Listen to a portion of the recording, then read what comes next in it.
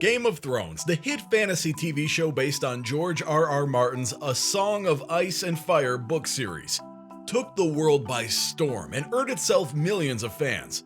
Its popularity helped make possible a spin-off series, House of the Dragon, which has also gotten great reviews through its first season. But how does it compare to the original Westeros drama for those who know it best? Here's how the cast of Game of Thrones feel about House of the Dragon. Based on Martin's novel Fire and Blood, House of the Dragon is set 200 years before the events of the Game of Thrones series. It focuses on a civil war known as the Dance of Dragons, sparked by King Viserys Targaryen breaking from tradition and naming his daughter heir to the Iron Throne. So far it has spanned one season, but a second is currently in the works. Jump forward 2 centuries and we have Game of Thrones, the story of rival powers attempting to seize the Iron Throne after the death of the king. The series ran from 2011 to 2019 and was a fan favorite. In that near decade, the actors portraying the main characters became household names, and the world of Westeros became familiar to many. So what did some of the cast of Game of Thrones have to say about returning to that magical world? First off, the Queen of Dragons herself, Emilia Clarke, who played Daenerys Targaryen, the queen in exile determined to retake her rightful throne, shared her thoughts on House of the Dragon. Clarke shared her impression of the show with the childlike enthusiasm she's known for. She was quoted as saying she was so happy the show was happening, and was thrilled for everyone involved in making it, and the awards it received for its first season. Emilia also had dinner with Emma Darcy, who plays Rhaenyra Targaryen in House of the Dragon. Darcy reported that Clarke was incredibly generous with her time, spending hours chatting about her experience. God, she was so generous. Like, she gave me hours, and she was so candid, and she spoke to all areas of that experience, and I think very cleverly held some stuff back, stuff to do with the release. And the Queen of Dragons also offered advice to her other ancestor, Daemon Targaryen, played by the well-known Matt Smith. The advice was crucial and needed, which helped make the role manageable for Smith.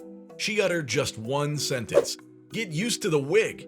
Like her character Daenerys, Clarke knew the Targaryens of House of the Dragon would have to wear heavy, intricate wigs. Because what's a Targaryen without their notable long, silvery blonde hair? Smith has confirmed that it's quite a process to get into the wig each day, and appreciates the advice Clarke gave him. There was talk of simply dyeing the actor's hair the right color, which would be much easier, right? Clarke had a strongly negative reaction to that suggestion. She said that during the filming of Game of Thrones, her hair was ruined from bleaching, and she doesn't want her predecessors to suffer the same fate.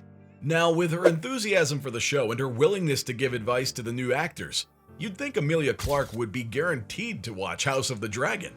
But in fact, she has said she will be avoiding watching it because it will be too weird. Emilia actually compared it to going to a school reunion, but for someone else's year. Maybe when the series wraps up, she'll take a watch, if only to see how the Queen of Dragons came to be. Next up is the original Game of Thrones cast member who feels strange about watching House of the Dragon. He was one of the more controversial characters. Nikolai Coster-Waldau played Jaime Lannister, who went from villain to fan favorite over the course of Game of Thrones.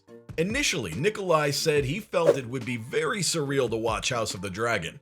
He knew the cast would be excellent, and showrunner Miguel Sapochnik had directed some big episodes of Game of Thrones, so the quality would be great. But Coster-Waldau thought the weirdness would stem from watching as a fan for the first time. That didn't stop him from watching though, and after he did, Nikolai had many nice things to say. He confirmed it felt surreal to watch, but said the show did a great job matching the aesthetic of the original series. One thing did somewhat annoy Coster-Waldau though. That was the way his ancestors were portrayed.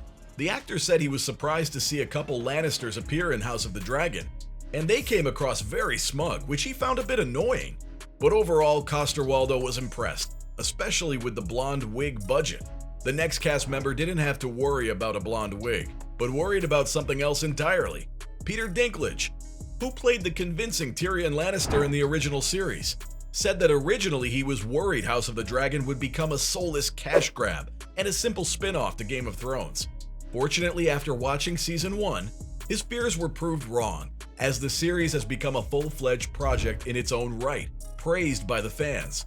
As one of the main characters in Game of Thrones, Dinklage was involved in nearly every episode. Much like his co-star Coster Waldo, Dinklage said the weirdest part was watching the show as a fan and not as part of the cast. His favorite part? Not knowing what happens next.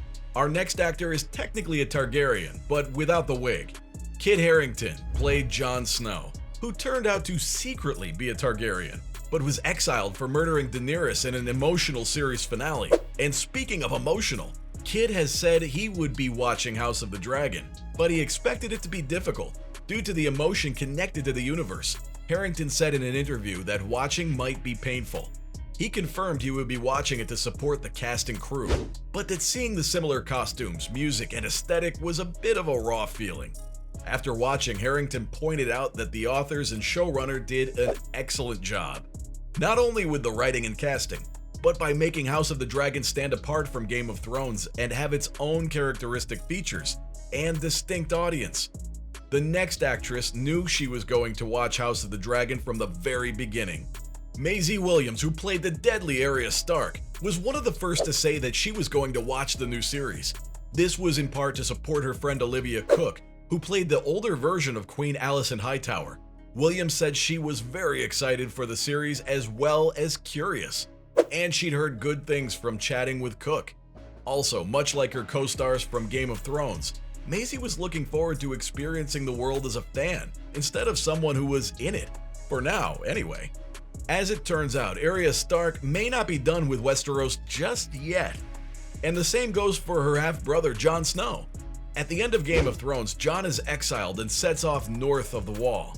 Arya indicates she's going to head out into the world and have more adventures. Fans may just be lucky enough to see some of those adventures.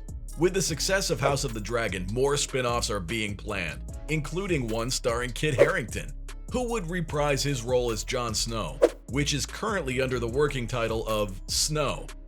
Despite finding out he was actually a Targaryen in the 8th and final season of Game of Thrones, Jon Snow is forced to leave Westeros and journey north with the Wildlings to leave his old life behind. This would be the first spin-off series set after the events of Game of Thrones, and it leaves the door open for other surviving actors to show up. And in fact, Maisie Williams has even said that the possibility of Arya making an appearance shouldn't be ruled out. Jon and Arya together again? Yes, please!